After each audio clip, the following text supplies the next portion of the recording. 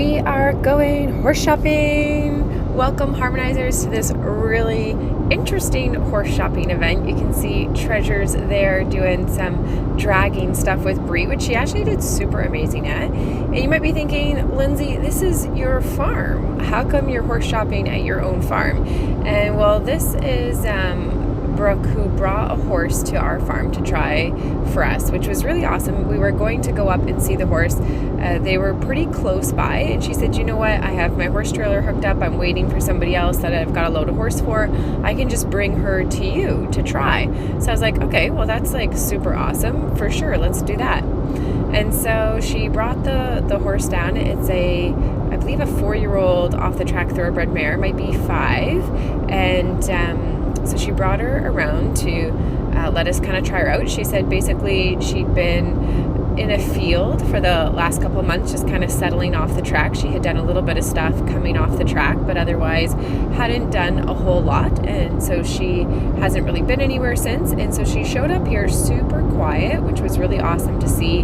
And she did a little demo ride for us, a little bit of canter both ways. And watching her go around, I'm like, okay, I am loving this horse. She is looking amazing. Look at her loose rein. Looks like she's more of a kick ride, which is perfect for a lesson horse. You want a horse that you're more like keeping your legs on to go. And she's a really nice size.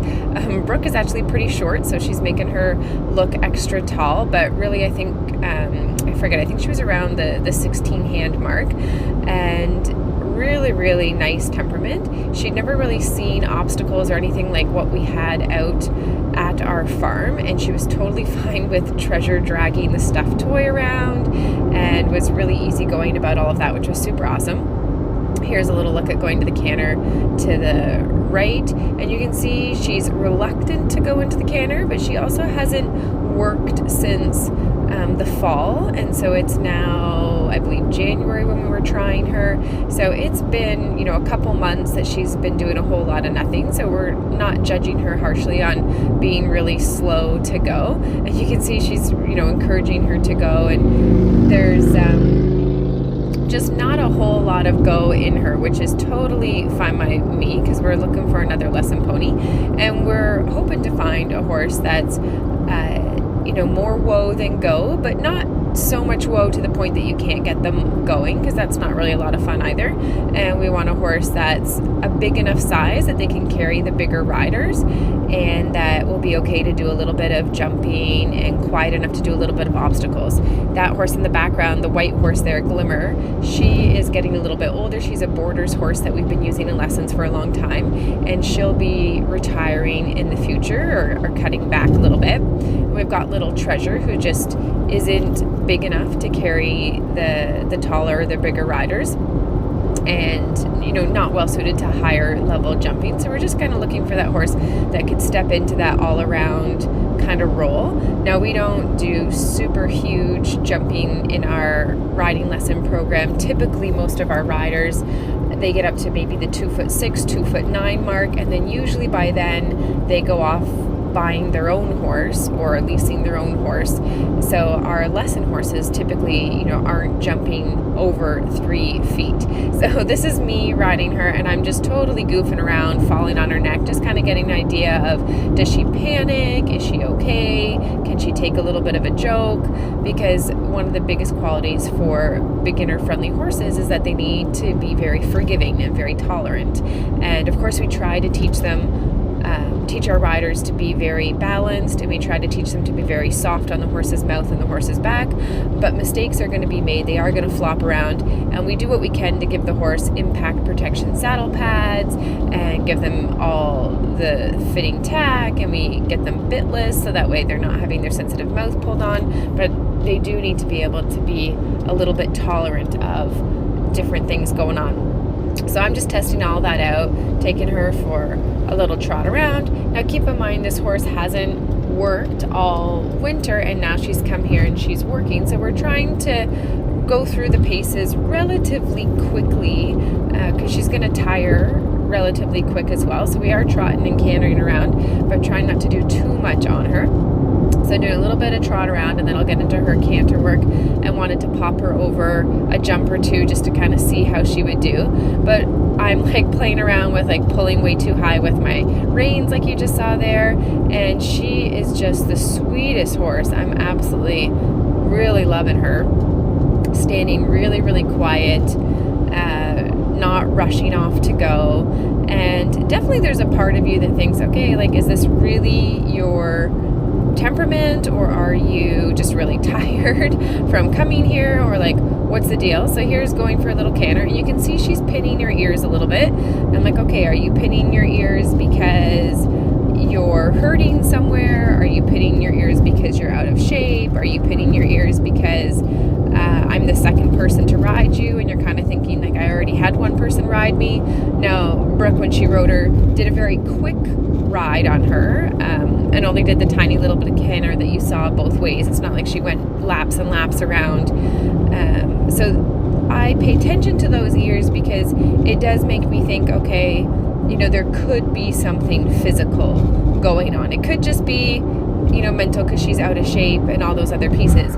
We know it's not saddle fit because we use the leather tree saddles that completely flex to the horse's back, and that is the joy of using a smart saddle, is that as long as you have it properly balanced sitting on your horse's back, and we're using it with a thin line half pad with impact protection as well as the Gen X pad, and we want to make sure that the horse is totally comfortable in that back. You can see I've got my arms totally up, I've got them on my head, like she is not running off of me whatsoever. She's such a sweetheart.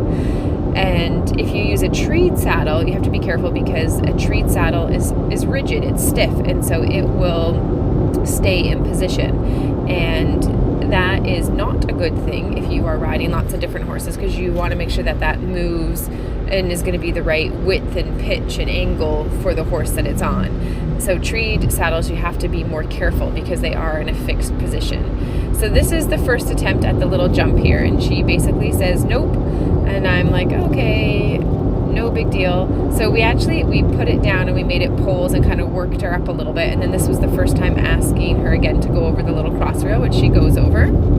And mostly I want to just make sure that she's going to be willing enough to go over and not going to be crazy or anything like that. And she's really lovely. She's got the size, the temperament, really, really like her. And the fact that she's green over jumps, no big deal. We can train her to do that. She can come up through our training program with that. So I'm like, all right, I'm pretty much like ready to buy this horse. I'm really liking this horse. And Sarah hops on her.